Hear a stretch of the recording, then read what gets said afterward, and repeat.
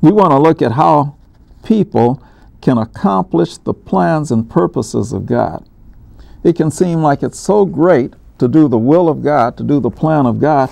It's easier to kick back, watch the basketball game, watch the soap operas, just do nothing because it's impossible for us to do the things that Jesus did.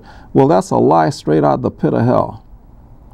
The worst thing we can do is kick back and not do anything, because then we lay ourselves open to all kind of circumstances and tribulations that are coming. The tribulations are here. Jesus said you're going to have tribulations in this world. He says, but you can be of good cheer because I have overcome the world. What? I am now king of the world. I've overcome Satan. I've overcome all the circumstances, and I've given you the opportunity to do that if you'll be saved, born again, through faith in me, faith in God. Then you will become a citizen under the kingdom of God, where the king is good, and a good king protects and blesses the citizens in his kingship. Now, how are we to do this? The same way that Jesus did. That's what we're to do. Do it the same way that Jesus did it. And in John 14:10, Jesus is speaking, and he said, believest thou not that I am in the Father, and the Father in me? The words that I speak unto you, I speak not of myself, but the Father that dwelleth in me doeth the works. Jesus didn't come. See, when Jesus came, he didn't perform brain surgery on people that needed a tumor removed from their head. He didn't do surgery on eyes to give people back their sight. What Jesus did was speak. And then he's telling us here, he said, my Father does the miracles, my Father does the works. I'm willing to speak the words. My Father will do the works if I will speak the words. So then he tells us to go out and proclaim the good news, to speak the same words that he spoke, because he had confidence that if we will speak God's word, that God will continue to do the works to this day. If we have the nerve to do it, if we have the courage to do it.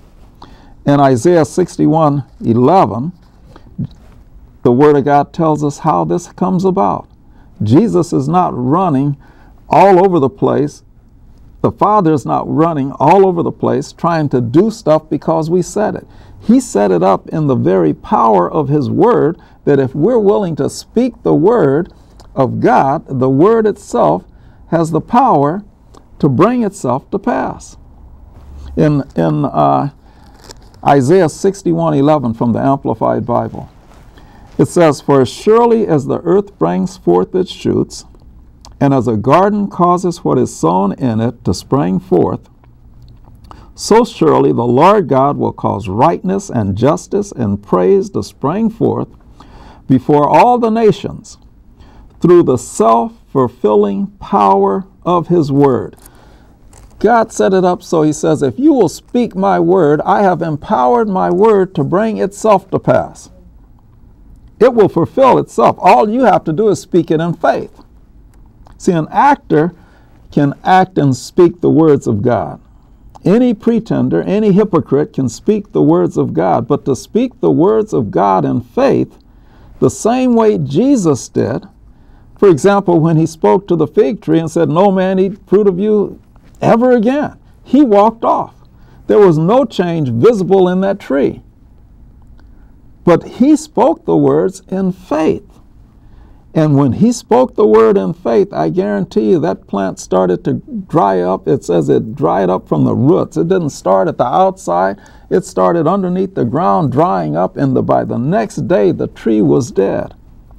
Jesus had faith in His Father. When they asked Him, how'd you do that? He said, have faith in God. That's where He wants us to grow, to that point where we're no longer babes in Christ, but we're children willing to speak forth God's word in faith. Let's look a little further. In Mark 16:20, it says, the disciples went and preached everywhere. The Lord worked with them and proved their preaching was true by the miracles that were performed. Here his disciples were willing to do what he told them to do, and that was go out and preach the good news about the kingdom of God, to do the works that he did. He told them, he said, the works that I do shall you do also, and greater works than these, because I'm going to my Father. So they had enough courage to go out and do the same thing their Lord had done.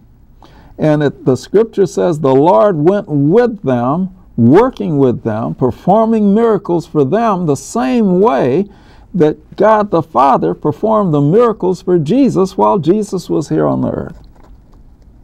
And he'll do that same thing today. It's being done, church. What we want to do individually is get the faith that the disciples have, get the faith that other men and women of God have gained through the study of God's Word, to where they believe God's Word enough to speak God's Word in faith. Now, in Romans chapter 1, verse 16, it says, I have complete confidence in the gospel. That's another way of saying I have complete faith in the gospel. It says, I have complete confidence in the gospel. It is God's power to save all who believe, first the Jews and also the Gentiles. Now here's the Apostle Paul writing under the inspiration of the Holy Spirit, and he says, I have complete confidence in the gospel. What's the gospel? The gospel is the good news of the King and the kingdom of God. The good news is that the King is good, and that we can participate as citizens of the kingdom under the King, and that the King, if he's good, the King protects, the King provides. The King is judged, his goodness is judged on the prosperity of the people under the kingdom, under his kingship. This is how you judge a kingdom, whether it's good or whether it's bad. Are the people protected? Are the people happy? Are the people safe? Are the people healed? Are the people prospering? Not if the King is prospering. The King owns it all. He's automatically prosperous. He has the ownership of all that are under his kingdom. It's not about the king prospering, it's about the people in the kingdom prospering. And here's Paul, under the inspiration of the Holy Spirit, says, I have complete confidence in the gospel. It is God's power to save all who believe.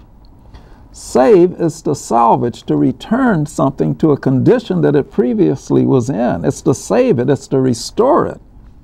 And the condition that we were in, mankind was in at the time of creation, was all his need was met by God in the garden. Go back and read it. Adam did not plant the garden. God planted the garden. He provided a garden. The garden was full of food. It was full of gold. It was full of water. It had everything that was needed by mankind in the garden.